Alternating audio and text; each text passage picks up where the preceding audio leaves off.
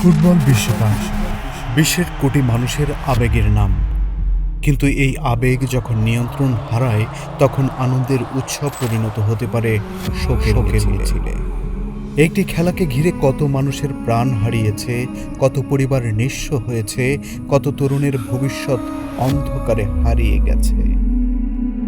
2022 সালের কাতার বিশ্বকাপে লক্ষ্মীপুরে আর্জেন্টিনার পতাকা টাঙাতে গিয়ে বিদ্যুৎস্পৃষ্ট হয়ে মারা যায় 17 বছরের নাবিল হোসেন। ময়মনসিংহের গফরগাঁওয়ে নিহত হয় শামীম, গুরুতর আহত হয় বন্ধু সাজ্জাদ। এর আগেও 2014 সালের ব্রাজিল বিশ্বকাপে সবুজ মিয়া নামে এক স্কুল ছাত্র পতাকা টাঙাতে গিয়ে প্রাণ হারায়। বিদ্যুৎস্পৃষ্ট হয়ে 2 হাত ও 2 পা হারান ফেনীর মতিন আর্জেন্টিনা নামের এক যুবক। 2026 সালের চলমান বিশ্বকাপে মানিকগঞ্জে ব্রাজিলের পতাকা টাঙাতে গিয়ে বিদ্যুৎস্পৃষ্ট হয়ে প্রাণ হারায় ফয়সাল হোসেন। সিলেটে এসএসসি পরীক্ষার্থী গুরুতর আহত হয়ে আইসিইউতে ভর্তি হন। একটি পতাকার জন্য একটি জীবন।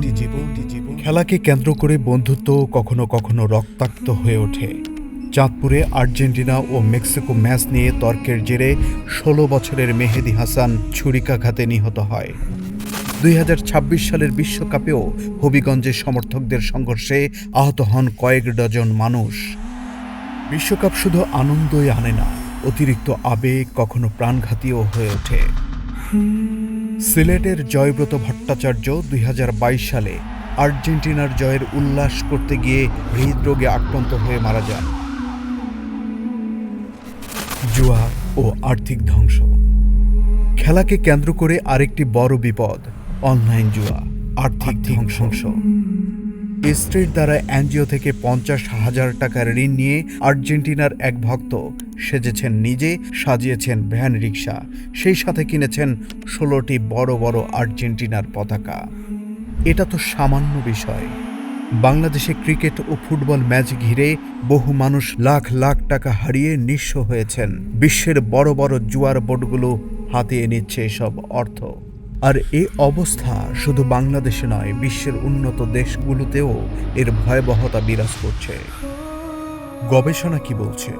2024 সালের প্রকাশিত একটি বৈজ্ঞানিক গবেষণায় জানা যায়, 2022 বিশ্বকাপকে কেন্দ্র করে বাংলাদেশে 23 জনের মৃত্যু, 35 জন হাসপাতালে ভর্তি এবং 45 জন সংঘর্ষে আহত হন।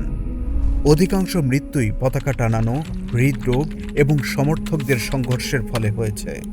বিশ্বব্যাপী গবেষণাতেও ফুটবল উন্মাদনার সময় হার্ট অ্যাটাক, সহিংসতা, বিষণ্ণতা এবং আত্মহত্যার ঝুঁকি বাড়ার কথা উল্লেখ করা হয়েছে।